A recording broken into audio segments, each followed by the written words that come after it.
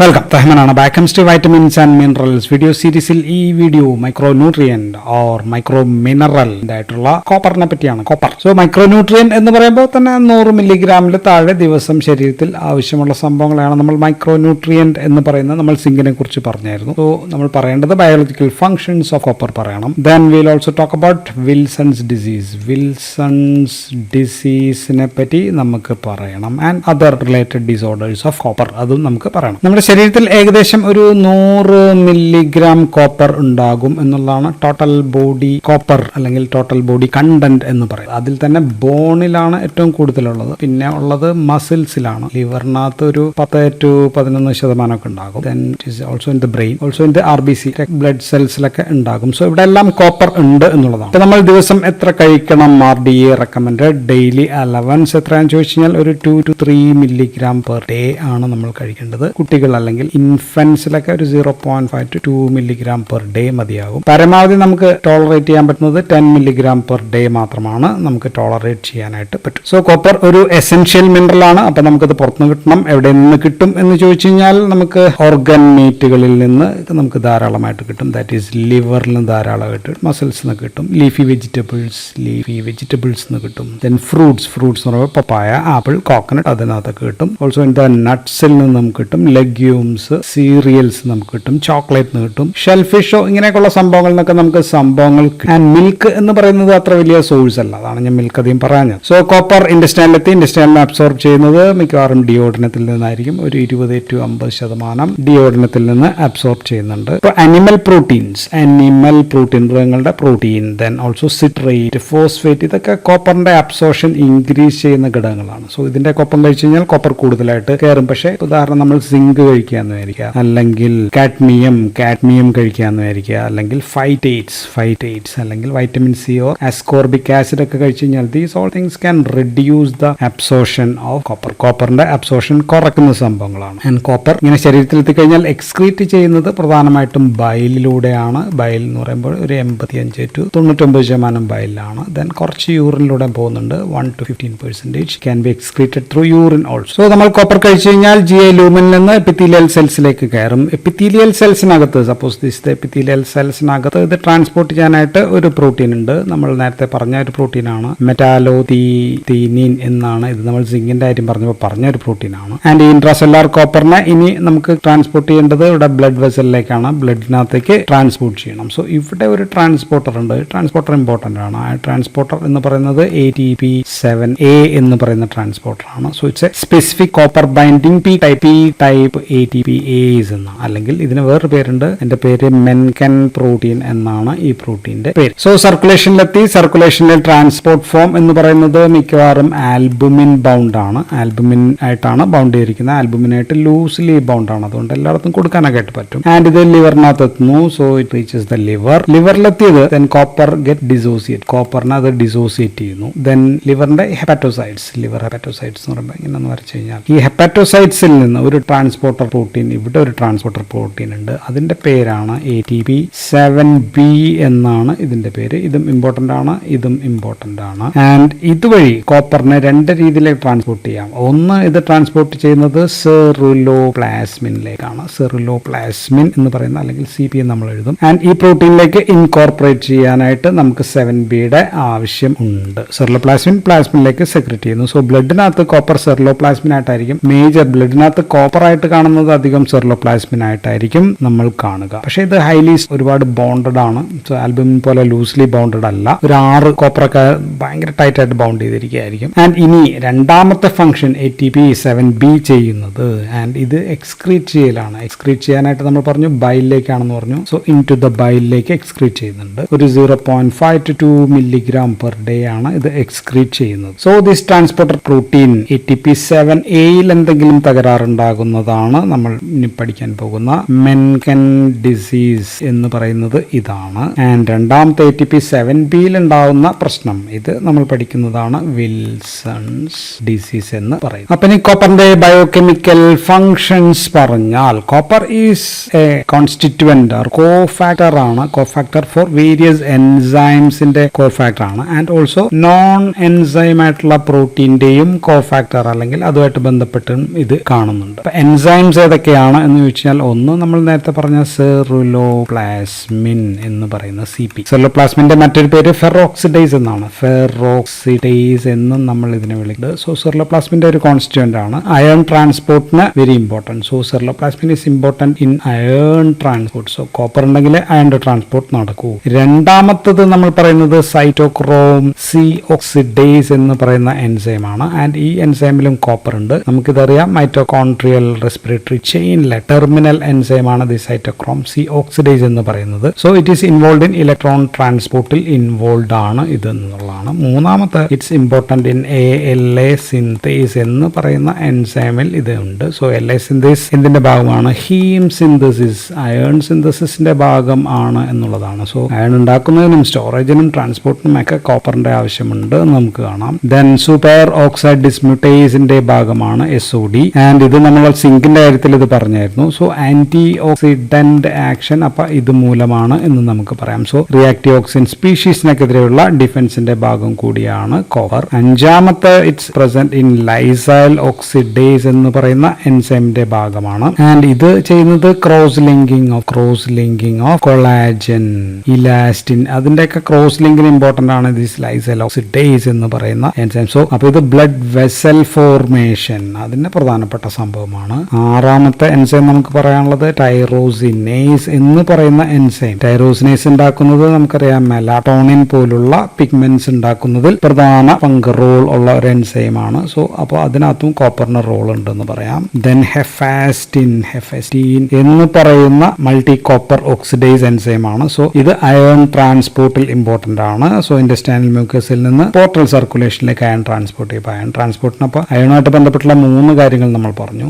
എട്ടാമത്തെ ഇമ്പോർട്ടൻസ് എന്ന് പറയുന്നത് കാറ്റലേസ് എന്ന് പറയുന്ന എൻസൈം. അത് ഒരു ആന്റി ഓക്സിഡന്റ് എഫക്റ്റ് ഒക്കെ ഉള്ളതാണ്. സോ ഇതിൽ ഇമ്പോർട്ടന്റ് ആണ്. 9ാമത്തെ നമുക്ക് പറയാനുള്ളത് ഡോപ്പമിൻ ബീറ്റ ഹൈഡ്രോക്സിലേസ് എന്ന് പറയുന്ന എൻസൈമിലും കോപ്പറിന്റെ ആവശ്യമുണ്ട്. സോ ഇത് നമുക്കറിയാം ഡോപ്പമിനിൽ നിന്ന് നോറഡ്രിനാലിനൊക്കെ ഉണ്ടാക്കുന്ന എൻസൈം ആണ്. So this is important in catecholamine മെറ്റബോളിസത്തിൽ ഇമ്പോർട്ടന്റ് ആണ്. 10ാമത്തെ ഇവിടെ തന്നെ എഴുതാം. ദാറ്റ് ഈസ് അമീൻ ഓക്സിഡേസസിൽ ഇമ്പോർട്ടന്റ് ആണ്. ഇപ്പൊ ടൈറമിൻ, ഹിസ്റ്റഡിൻ. സോ ഇങ്ങനെയൊക്കെയുള്ള അമീന്റെ ഓക്സിഡേഷന് ഇത് വളരെ ഇമ്പോർട്ടന്റ് ആണ്. സോ ഇതെല്ലാമാണ് എൻസൈംസിന്റെ ഭാഗമായിട്ട് കോപ്പർ വർക്ക് ചെയ്യുന്നത്. നോൺ എൻസൈമാറ്റിക് എന്ന് പറയുമ്പോൾ ചില പ്രോട്ടീൻ നമുക്ക് പറയാനുള്ളത്, ഒന്ന് ഇപ്പോ ലിവറിനകത്തുള്ള ഒരു പ്രോട്ടീനാണ് ഹെപ്പാറ്റോ. ലിവറിനകത്തുള്ളതുകൊണ്ട് ഹെപ്പാറ്റോ കുപ്രീൻ എന്ന് പറയുന്ന പ്രോട്ടീനിൽ ഇതുണ്ട്. സോ ഇത് കോപ്പറിന്റെ ഒരു സ്റ്റോറേജ് ഫോം ആയിട്ട് നമുക്ക് പറയാം. ദെൻ CuPRO കുപ്രോതയോണിൻ എന്ന് പറയുന്നതിനകത്തും കോപ്പർ ഉണ്ട് നമുക്കറിയാം. ഇനി ബ്രെയിനിനകത്ത് പറയുകയാണെങ്കിൽ സെറിബ്രോ എന്നാണ്, സെറിബ്രോപ്രീൻ എന്നാണ് അതിന്റെ പേര്. ഇപ്പൊ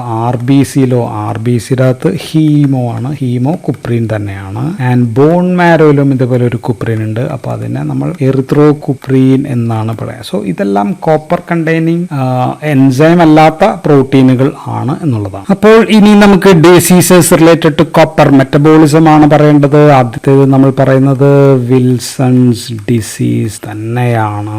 സോ വിൽസൺസ് ഡിസീസ് ആദ്യമായിട്ട് പറഞ്ഞത് സാമുവൽ അലക്സാണ്ടർ വിൽസൺ ആണ്. 1912 പുള്ളി ഇത് ആദ്യമായിട്ട് ഡിസ്ക്രൈബ് ചെയ്തത്. സോ കോപ്പർ മെറ്റബോളിസത്തിലെ ഒരു അബ്നോർമൽ സിറ്റുവേഷൻ ആണ് ഈ വിൽസൺ ഡിസീസ് എന്ന് പറയുന്നത്. ഇതിന്റെ വേറൊരു പേര് ഹെപ്പാറ്റോ, ലിവറുമായിട്ട് ബന്ധപ്പെട്ടുള്ളതാണ്. ലെന്റിക്കുലാർ എന്ന് വെച്ചാൽ ബ്രെയിനിലർ ലെന്റിക്കുലാർ ന്യൂക്ലിയസ് ആണ്. ഡീജനറേഷൻ, അവിടെയുള്ള സംഭവം നശിക്കുന്നു എന്നുള്ളതാണ്. സോ ഇത് ഒരു ഓട്ടോസോമൽ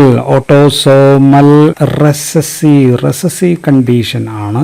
ആൻഡ് നമ്മൾ നേരത്തെ പറഞ്ഞ കോപ്പർ എക്സ്ക്രീഷനും, കോപ്പർ സെർലോപ്ലാസ്മിനകത്ത് കയറ്റുന്നതും എക്സ്ക്രീറ്റ് ചെയ്യുന്നത് ബൈലിലേക്കാണ്. ദെൻ സെർലോപ്ലാസ്മിനിലേക്ക് കയറ്റുന്നതും നമ്മൾ നേരത്തെ പറഞ്ഞ ATP7B എന്ന് പറയുന്ന ട്രാൻസ്പോർട്ടർ പ്രോട്ടീൻ ആണ്. സോ ഇത് ഉള്ളത്, ഇതിന്റെ ജീൻ ഉള്ളത് ക്രോമസോം നമ്പർ 13 ആൻഡ് ഈ ജീനിൽ ഉണ്ടാകുന്ന mutation, so mutation in the chromosome number 13 regarding ATP7B gene, ഇതിലുള്ള പ്രശ്നമാണ്. അപ്പൊ കാരിയേഴ്സ് ഉണ്ടാകും. 1:1000 ഒക്കെയാണ് കാരിയർ എങ്കിലും 1:4:1 1,00,000 പേരിൽ 1-4 ആൾക്കാർക്കൊക്കെയാണ് ഈ രോഗം ഉണ്ടാകുന്നത്. അപ്പോൾ എന്താണ് സംഭവിക്കുന്നത് ലിവർ സെൽസിൽ കോപ്പർ ഡിസോസിയേറ്റ് ചെയ്യുന്നില്ല എന്നുള്ളതാണ്. സോ എക്സ്ക്രീറ്റ് ചെയ്യപ്പെടുന്നില്ല, ബൈലിലൂടെ പോകേണ്ട സംഭവം പോകുന്നില്ല എന്നുള്ളതാണ്. അപ്പൊ എന്ത് ചെയ്യും? സെർലോപ്ലാസ്മിലേക്ക് ഇൻകോർപ്പറേറ്റ് ചെയ്യുമോ? അതും നടക്കുന്നില്ല. സോ ഈ 2 കാര്യങ്ങളും നടക്കാതെ വരുമ്പോൾ കാര്യം എന്താണ്? ദിസ് ATP7B ഈസ് ഡിഫക്റ്റീവ് ആണ്. സോ അപ്പൊ എന്ത് സംഭവിക്കും? ഡിക്രീസ്ഡ് സെർലോപ്ലാസ്മിൻ കുറയും, ഡിക്രീസ്ഡ് കോപ്പർ ലെവൽ അല്ലെ. കോപ്പർ പ്ലാസ്മയിലുള്ളത് സെർലോപ്ലാസ്മിനായിട്ടാണ് അധികം. സംഭവിക്കാം? സീറത്തിനകത്ത് കോപ്പർ ലെവൽ കുറയും എന്നുള്ളതാണ്. പക്ഷെ അപ്പൊ ഇവിടെ കൂടും എന്ന് വെച്ചാൽ increased copper level in the ലിവറിനകത്ത് കോപ്പർ ലെവൽ കൂടും എന്നുള്ളതാണ്.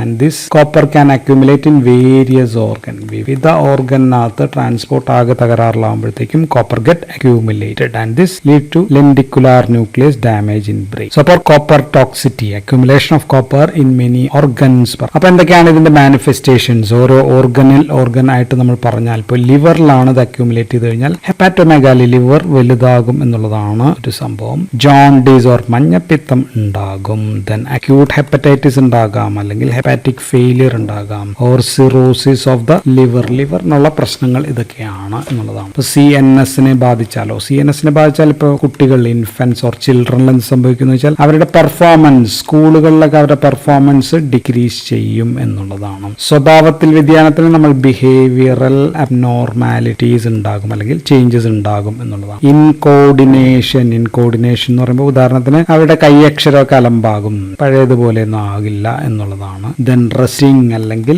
ഇന്റൻഷൻ, ട്രമർ, വിറയൽ ഉണ്ടാകും കൈക്ക് ഒക്കെ എന്നാണ്. ദെൻ സംസാരിക്കാനുള്ള വിഷമതയ്ക്ക് നമ്മൾ ഡിസ്റ്റോണിയ എന്ന് വിളിക്കും, അല്ലെങ്കിൽ നമ്മൾ ഡിസ്ആർത്രിയ എന്ന് നമ്മൾ പറയും. സോ സംസാരിക്കാനായിട്ടുള്ള വിഷമതയുണ്ട്. വിഴുങ്ങാനായിട്ടുള്ള വിഷമതയ്ക്ക് ഡിസ്ഫാഗിയ എന്നാണ് നമ്മൾ പറയുക. സോ ഇങ്ങനെയൊക്കെയുള്ള ഉണ്ടാകും. And salivation will be excessive salivation ഉണ്ടാകും, നീർ ഗ്രന്ഥികൾ കൂടുതലായിരിക്കും. ആൻഡ് ഫേസ് നോക്കി കഴിഞ്ഞാൽ നമ്മുടെ പാർക്കിൻസോൺസ് ഒക്കെ പോലെ മാസ്ക് ലൈക്ക് ഫേസസ് ഒക്കെ ആയിരിക്കും കാണുക. അപ്പൊ ഇത് എല്ലുകളെ ബാധിച്ചാൽ ബോണിനെ അഫക്ട് ചെയ്ത് കഴിഞ്ഞാൽ എന്ത് സംഭവിക്കുന്നു വെച്ചാൽ റിക്കറ്റ് പോലെയുള്ള പ്രശ്നങ്ങൾ, അല്ലെങ്കിൽ ആർത്രൈറ്റിസ് പോലെയുള്ള പ്രശ്നങ്ങളായിരിക്കും ഉണ്ടാകുക.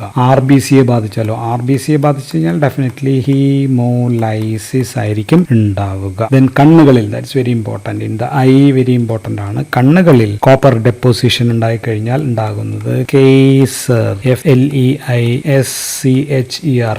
കേസർ ഫ്ലീഷർ റിംഗ് ആണ്. ഒരു ഗോൾഡൻ ബ്രൗണിഷ് ഡിസ്കളറേഷൻ, കണ്ണിന്റെ കോർണിയുടെ ചുറ്റും ഇങ്ങനെയുള്ള ഒരു കളർ ഉണ്ടാകും എന്നുള്ളതാണ്. ഹാർട്ടിനെ ബാധിച്ചാലോ? ഹാർട്ടിൽ അക്യുമുലേറ്റ് ചെയ്ത് കഴിഞ്ഞാൽ കാർഡിയോ മയോപതി ഉണ്ടാകാം, ആൻഡ് ഓൾസോ അരിത്മിയാസ് ഒക്കെ ഉണ്ടാകാം. കിഡ്നിയെ ബാധിച്ചു കഴിഞ്ഞാൽ പ്രോക്സിമൽ റീനൽ ട്യൂബുലാർ ഡിസ്ഫങ്ഷൻ, കിഡ്നിയുടെ പ്രോക്സിമൽ ട്യൂബുലിനകത്ത് കൃത്യമായിട്ട് ഫംഗ്ഷൻ നടക്കില്ല എന്നുള്ളത്. സോ ഇതൊക്കെയാണ് ഇതിന്റെ എന്താ പറയാ സൈൻസ് ആൻഡ് സിംറ്റംസ്, അല്ലെങ്കിൽ manifestations of this Wilson's disease എന്ന് പറയുന്നത്. സോ ട്രീറ്റ്മെന്റ് ഞാൻ ജസ്റ്റ് പറഞ്ഞേക്കാം, മരുന്നിന്റെ പേര് മാത്രമേ പറയുന്നുള്ളൂ. പെനിസിലമിൻ എന്ന് പറയുന്ന ഒരു മരുന്നുണ്ട്, ട്രൈയന്റിൻ എന്ന് പറയുന്ന മരുന്നുണ്ട്. സോ ഇത് രണ്ടും കോപ്പർ ചീലേറ്റേഴ്സ് ആണ്, കോപ്പറിനെ ചീലേറ്റ് ചെയ്യുന്ന മരുന്നുകളാണ്. ദെൻ സിങ്ക് നമ്മൾ പറഞ്ഞു, സിങ്ക് കോപ്പറിന്റെ അബ്സോർഷൻ കുറയ്ക്കും. അപ്പൊ നമുക്ക് വേണമെങ്കിൽ സിങ്ക് കൊടുത്തു കഴിഞ്ഞാൽ കോപ്പറിന്റെ അബ്സോർഷൻ ഒക്കെ കുറയ്ക്കാനായിട്ട് സഹായിക്കും. അവസാനം നമുക്ക് ചെയ്യേണ്ടത് ലിവർ ട്രാൻസ്പ്ലാന്റേഷൻ ആണ്, അതിന്റെ അവസാനത്തുള്ള ഘട്ടം. രണ്ടാമത്തെ കണ്ടീഷൻ നമ്മൾ പറഞ്ഞത് മെൻകീസ് ഡിസീസ് ആണ്. സോ ഇവിടെ, അല്ലെങ്കിൽ ഇതിന് മറ്റൊരു പേര് കൂടിയുണ്ട്, Kinky or steel hair syndrome എന്നാണ് നമ്മൾ പറയാ. സോ ഇതൊരു എക്സ് ലിങ്ക്ഡ് റെയർ ആയിട്ടുള്ള ഡിസോർഡർ ആണ്. എക്സ് ലിങ്ക്ഡ് എന്ന് പറയുമ്പോൾ കുട്ടികൾ, മെയിൽ ചൈൽഡിനെ ആയിരിക്കും ഇത് ബാധിക്കുക എന്നുള്ളതാണ്. സോ ഇവിടുത്തെ പ്രശ്നം ഏതായിരുന്നു? ATP7A ഇവിടെ മ്യൂട്ടേഷൻസ് ഒക്കെ ഉള്ളത്. സോ ഇവിടെ അപ്പൊ കോപ്പർ സെർലോപ്ലാസ്മിൻ ഉണ്ടോ? ഇല്ല. സെർലോപ്ലാസ്മിനകത്ത് കോപ്പർ ഇല്ല, copper is not available. So നമ്മൾ ആദ്യം പറഞ്ഞ എൻസൈംസ് ഒന്നും ശരിയായിട്ട് പ്രവർത്തിക്കുന്നില്ല എന്നുള്ളതാണ് ഇവിടെയുള്ള കണ്ടീഷൻ. സോ ഇവിടെ പ്രധാനമായിട്ടും ഇതിന്റെ ക്യാരക്ടറിസ്റ്റിക് എന്ന് പറയുന്നത് കോഴ്സ്, ദെൻ ബ്രിറ്റിൽ ആയിട്ടുള്ള ഡീപിഗ്മെന്റഡ് ഹെയർ ആണ്, മുടി. അതുകൊണ്ടാണ് ഇവിടെ സ്റ്റീൽ ഹെയർ സിൻഡ്രോം എന്ന് പറയുന്നത്. സോ മുടിയാണ് എടുത്ത് പരിശോധിക്കുക നമ്മൾ സാധാരണ. മെന്റൽ റിട്ടാർഡേഷൻ ഉണ്ടാകാം, ന്യൂറോളജിക്കൽ, ദെൻ സ്കെലിറ്റൽ ഡീഫോർമേഷൻ, അങ്ങനെയൊക്കെയുള്ള പല പ്രശ്നങ്ങൾ കൂടി ഇതുമായിട്ട് ബന്ധപ്പെട്ട് ഉണ്ടാകാം. സോ ഇതാണ് മെൻകീസ് ഡിസോർഡർ. ATP7A ഇതിന്റെ പ്രശ്നം. ഇനി മറ്റു പ്രശ്നങ്ങൾ എന്തൊക്കെയാണെന്ന് ചോദിച്ചു കഴിഞ്ഞാൽ, ഒന്ന് സെറുലോപ്ലാസ്റ്റിനീമിയ എന്ന് പറയുന്ന കണ്ടീഷനാണ്. ദാറ്റ് ഈസ് ഡിക്രീസ് സെറുലോപ്ലാസ്മിൻ ലെവൽ ആണ്. സോ അപ്പോൾ തന്നെ അയണിന്റെ കാര്യങ്ങൾ, അയൺ മെറ്റബോളിസത്തിനൊക്കെ അല്ലെങ്കിൽ അയൺ അക്യൂമുലേഷൻ ഒക്കെ ഉണ്ടാകാനുള്ള സാധ്യതയുണ്ട്. ദെൻ കോപ്പർ ഡെഫിഷ്യൻസി അനീമിയ ഉണ്ടാകാനുള്ള കാരണങ്ങൾ നമ്മൾ പറഞ്ഞു. പല എൻസൈംസും നമ്മൾ പറഞ്ഞപ്പോൾ എല്ലാം അയണുമായിട്ട് ബന്ധപ്പെട്ടിട്ടുള്ളതാണെന്ന് പറഞ്ഞു. സോ അപ്പോൾ ഹീമോഗ്ലോബിൻ കുറയും. അപ്പൊ ഉണ്ടാകാവുന്നത് നോർമോസൈറ്റിക് ആയിട്ടുള്ള സെൽസിന്റെ സൈസ് സെയിം ആണ്, നോർമോക്രോമിക് ആയിട്ടുള്ള അതൊക്കെ സെയിം ആണ്. ദെൻ സൈസ് ചെറുതാണ്, മൈക്രോസൈറ്റിക് അനീമിയാണ് ഇവിടെ ഉണ്ടാകുന്നത്. ഇനി ഉണ്ടാകാൻ ഉള്ളത് കാർഡിയോവാസ്കുലർ ഡിസീസ് ആണ്. ഇതിന്റെ പ്രശ്നം എന്തായിരുന്നു? ലൈസൈൽ ഓക്സിഡേസ് എന്ന് പറയുന്ന എൻസൈം കൃത്യമായിട്ട് വർക്ക് ചെയ്യുന്നില്ല. സോ അത് നമ്മൾ പറഞ്ഞു. ഇലാസ്റ്റിൻ, അതിന്റെയൊക്കെ ക്രോസ് ലിങ്കിന് വളരെ ഇമ്പോർട്ടന്റ് ആണ്. അപ്പൊ അതുകൊണ്ട് ബ്ലഡ് വെസൽ വോൾ ശരിയായിട്ട് ഉണ്ടാകുന്നില്ല, അല്ലെങ്കിൽ ഫ്രജൈൽ ആണ് എന്നുള്ളതാണ്. സോ അപ്പൊ ഉണ്ടാകാവുന്നത് വലിയ രക്തക്കുഴലുകൾ വാൽവുകളുടെയൊക്കെ അന്യൂറിസം, അയോട്ടിക് അന്യൂറിസം ഉണ്ടാകാം, റപ്ചർ ഓഫ് അയോട്ട, ബ്ലഡ് വെസലുകൾ പൊട്ടുന്ന സിറ്റുവേഷൻ, അങ്ങനെയൊക്കെയുള്ള ഉണ്ടാകാം. പിന്നെ ഒരു എൻസൈം നമ്മൾ പറഞ്ഞത് ടൈറോസിനേസ് ആണ്. റോസിനേസ് എന്ന് പറഞ്ഞത് നമ്മൾ പറഞ്ഞു മെലാനിൻ പിഗ്മെന്റ് ഒക്കെ ഉണ്ടാക്കുന്നതാണ്. സോ അപ്പോൾ അത് ശരിയായിട്ട് വർക്ക് ചെയ്യുന്നില്ലെങ്കിൽ ഡീ പിഗ്മെന്റേഷൻ അല്ലെങ്കിൽ ഹൈപ്പോ പിഗ്മെന്റേഷൻ ഉണ്ടാക്കാം എന്നുള്ളതാണ്. സോ ഇത്രയും കാര്യങ്ങളാണ് നമുക്ക് കോപ്പറിനെ കുറിച്ച് പറയാനുള്ളത്. പ്രധാനമായിട്ടും ഓർത്തിരിക്കേണ്ടത് വിൽസൺസ് ഡിസീസ് തന്നെയാണ്. So that's all about copper. Thank you for watching.